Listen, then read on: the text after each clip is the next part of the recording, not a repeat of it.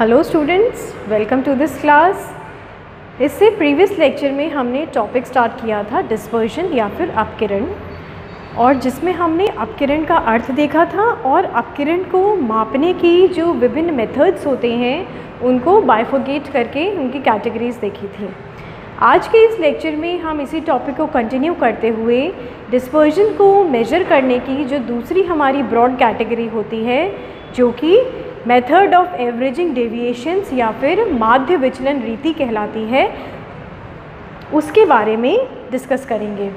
तो ये जो है विचलन माध्य रीति या मेथड ऑफ एवरेजिंग डेविएशंस, इसमें जो पहला तरीका आता है अपकिरण नापने का वो होता है क्वार्टाइल डेविएशन, या जिसे हम कहते हैं चतुर्थक विचलन। Quartile deviation. क्वार्टाइल डेविएशन में हम क्या करते हैं कि विचलन निकालने के लिए या फिर डिस्पर्जन निकालने के लिए हम क्वार्टाइल्स का यूज़ करते हैं।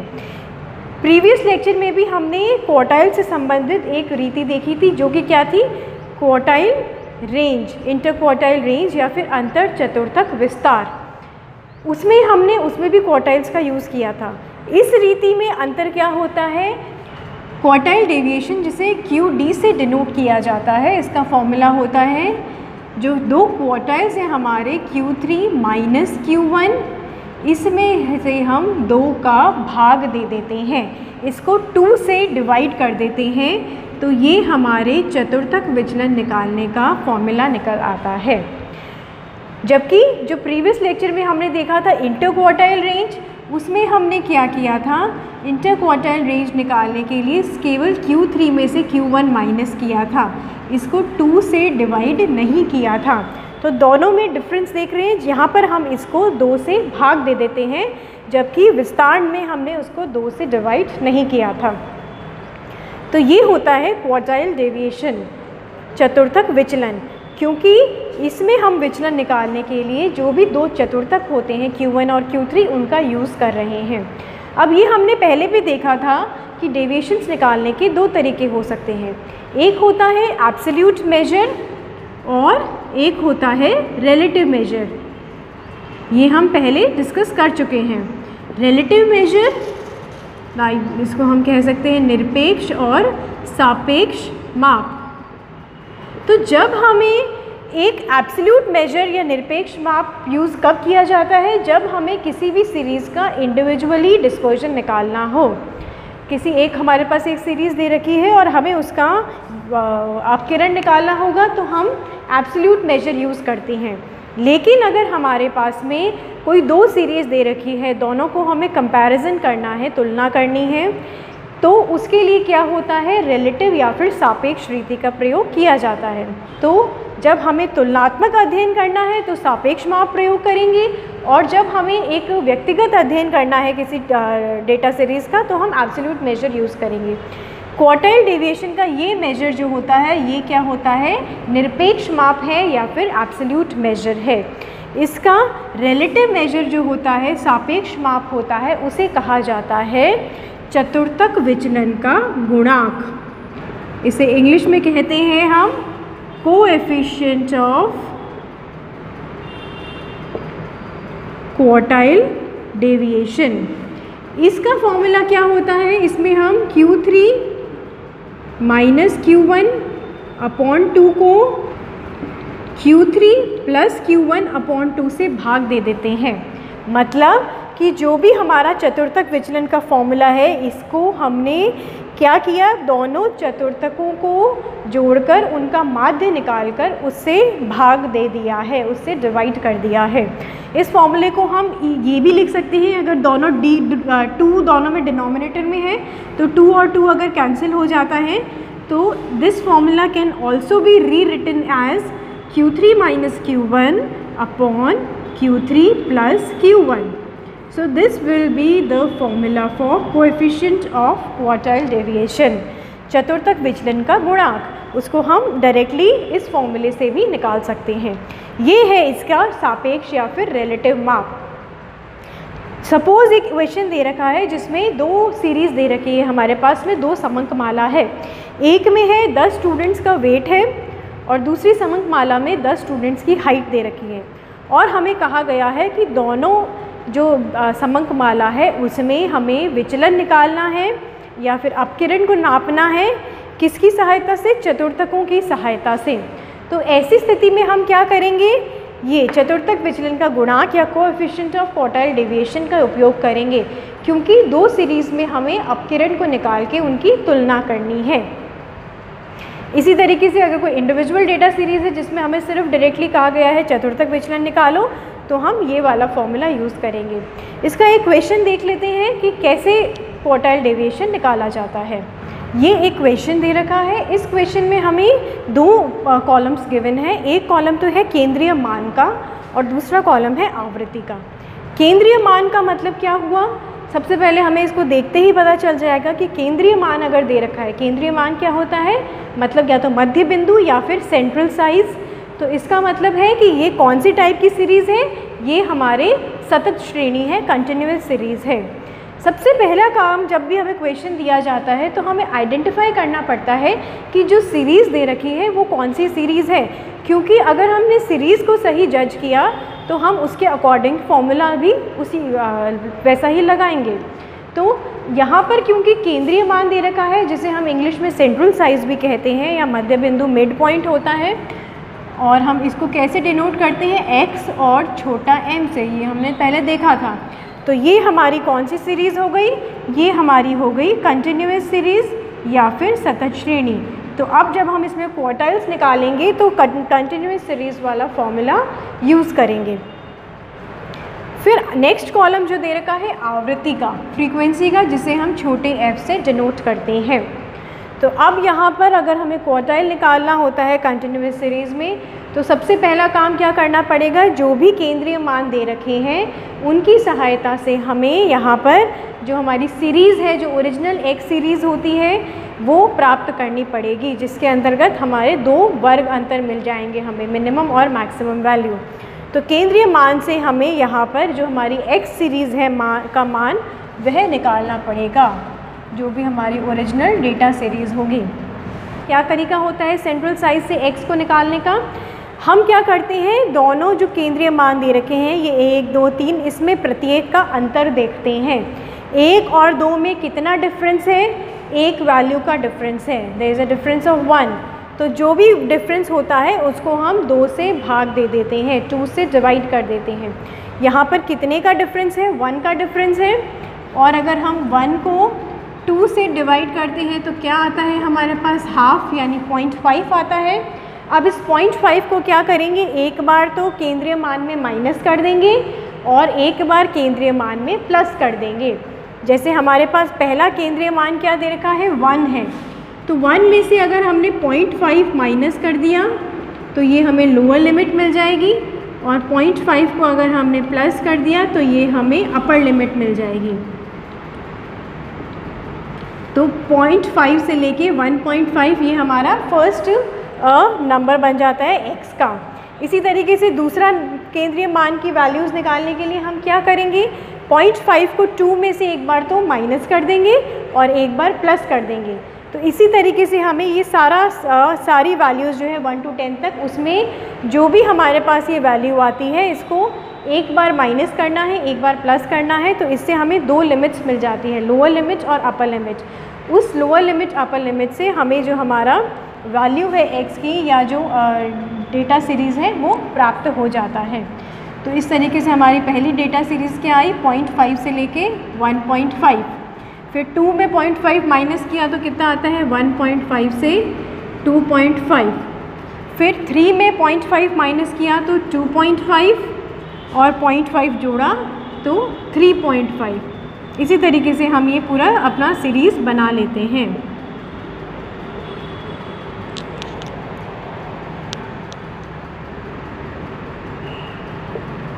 तो ये हमने x वैल्यू, x सीरीज़ निकाल ली है। 9.5 से 10.5 तक हमारी x सीरीज़ आ रही है। तो ये हमें लिमिट्स प्राप्त हो गई है। तो ये x सीरीज़ निकालने के बाद यहाँ पे हमने आवृत्ति लिख ली है, आवृत्ति का टोटल किया है, जितना आता है, कितना आया है ये टोटल जो नंबर ऑफ़ फ्रीक्वेंसीज़ है वो है 123। अब नेक्स्ट स्टेप हमें क्या करना है, किसी भी कंटिन्यूस सीरीज़ में कोई भी पार्टीशन वैल्यू या मीडियन निकालने का तरीका क्या होता है, संचयी आवृत्ति निकालनी होती है, क्यूमुलेटिव फ्रीक्वेंसी निकालना होता है। और संचयी आवृत्ति कैसे निकाली जाती है, जो भी हमारे पास फ्रीक्वेंसीज दे रखी है उनको हमें स्टेप वाइज टोटल कर लेते हैं। तो जो यहाँ पर पहली संचयी आवृत्ति क्या है, या आवृत्ति 2 है, तो पहली संचयी आवृत्ति भी हमारी 2 आ जाएगी। सेकंड क्या होगा, हम इन दोनों का टोटल कर लेंगे। 2 + 9 कितना होता है, 11। क्या किया है हमने, 2 + 9 कर दिया है, दोनों का टोटल कर दिया, तो ये 11 आ गया। तीसरे स्टेप में संचयी आवृत्ति निकालने के लिए क्या करेंगे, इन तीनों का टोटल कर लेंगे। 2 + 9 + 11, तो ये हमारे पास कितना आता है, 22। इसमें हमने तीनों जो ऊपर दे रखे थे इन तीनों का टोटल कर दिया है। You need not right this in the when you solve the questions, ये सिर्फ आपको एक्सप्लेन करने के लिए मैं यहाँ पे ब्रैकेट्स में लिख रही हूँ। फिर 22 को या तो आप इसको और इसको प्लस कर सकते हो, दो भी सेम आएगा, या आप 14 से ऊपर वाले चारों वैल्यूज़ को टोटल कर सकते हो तो भी वैल्यू सेम ही आती है। तो अब हम इन चारों को या फिर 14 + 22 को अगर टोटल करते हैं तो नेक्स्ट हमारा आता है यहाँ पर 36। फिर नेक्स्ट हमारी संचयी आवृत्ति क्या आएगी, अगर हम इनको टोटल कर लेते हैं, इट विल बी 56, फिर आता है 80, 121 और 123। तो अब ये 123 की वैल्यू और ये बराबर है टोटल नंबर ऑफ़ फ्रीक्वेंसीज़ के, क्योंकि संचयी आवृत्ति में भी हम टोटल ही कर रहे हैं, तो जो लास्ट वैल्यू संचयी आवृत्ति की और n की संख्या बराबर ही होती है। ये दोनों सेम है, इट मीन्स कि हमारी जो कैलकुलेशंस हमने यहाँ पर करी है वो एकदम सही करी है। तो ये तो हमने टेबल बना ली। अब हमें यहाँ पे निकालना क्या है, क्वार्टाइल डेविएशन निकालना है। तो क्वार्टाइल डेविएशन निकालने के लिए हमें क्या चाहिए, हमें दोनों Q1 और Q3 दोनों प्रकार के चतुर्थक पता होने चाहिए। तो सबसे पहले हम इसमें Q1 निकालने का फॉर्मूला क्या होगा, साइज ऑफ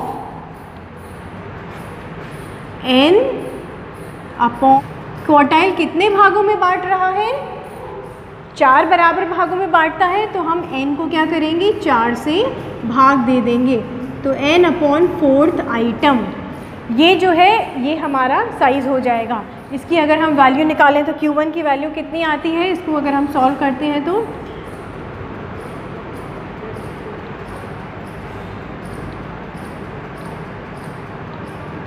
123/4 आइटम,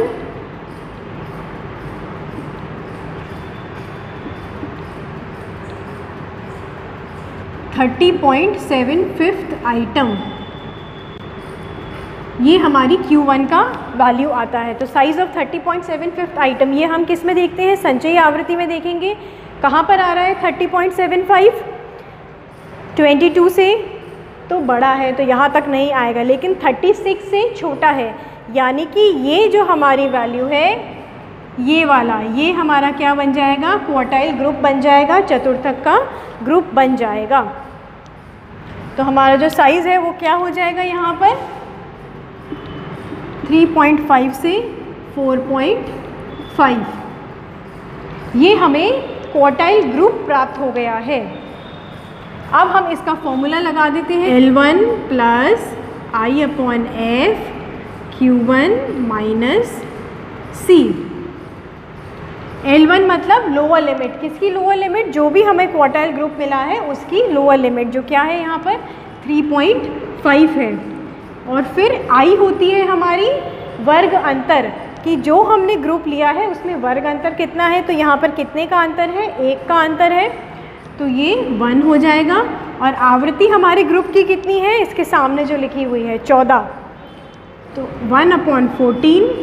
Q1 की वैल्यू क्या है, ये जो हमने Q1 निकाला 30.75, और C क्या होता है, जो भी हमारा क्वार्टाइल ग्रुप आया है उससे जस्ट पहले वाले ग्रुप की संचयी आवृत्ति।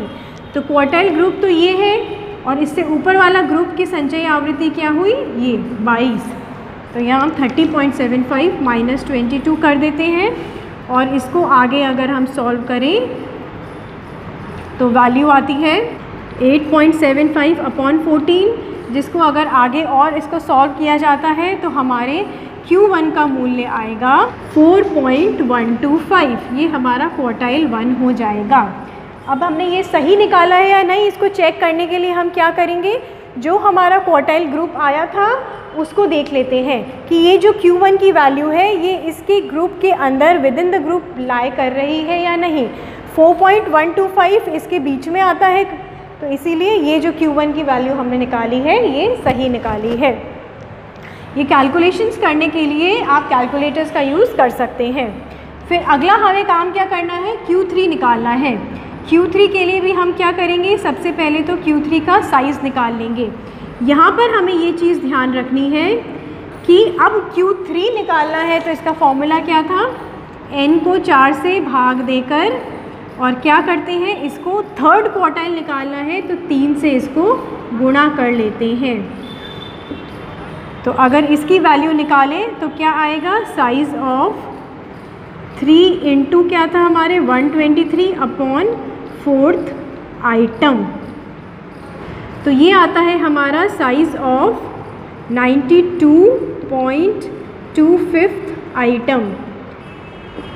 तो इसको वापस हम सीरीज़ में चेक कर लेते हैं कि 92.25 आइटम कहाँ लाई करेगा। यहाँ पे देखो ये इससे बड़ा है, इससे बड़ा है, इससे बड़ा है, 80 से भी बड़ा है, 100 से छोटा है, यानी कि हमारा संचयी आवृत्ति यहाँ पर कहीं होगी और इसके जस्ट सामने वाला जो भी ग्रुप लोकेटेड होता है कि 6.5 से 7.5, ये हमारा Q3 की वैल्यू बन जाती है, Q3 का ग्रुप बन जाता है 6.5 से 7.5। अब हमें वापस से फॉर्मूलाज अप्लाई करने हैं Q3 निकालने के लिए। सेम फॉर्मूला होता है यहाँ पर एकदम, उसमें कोई चेंज नहीं है, बस Q1 की जगह Q3 लिख देते हैं। L1 plus I upon F Q3 minus C। Values insert करते हैं। L1 लोअर लिमिट, यहाँ पर हमारी लोअर लिमिट कौन सी है, 6.5 वाली। वर्ग अंतर यहाँ पर भी सेम है, 1 है, और इसकी फ्रीक्वेंसी क्या है, इसके सामने फ्रीक्वेंसी है 20, तो ये हमारा हो जाएगा 20। Q3 की वैल्यू क्या होती है, ये 92.25, और C क्या होगा, जो भी वर्ग Q3 का ग्रुप है उससे जस्ट प्रीवियस वाला ग्रुप का संचयी आवृत्ति यानी कि 80, तो ये हमारा 80 हो जाता है।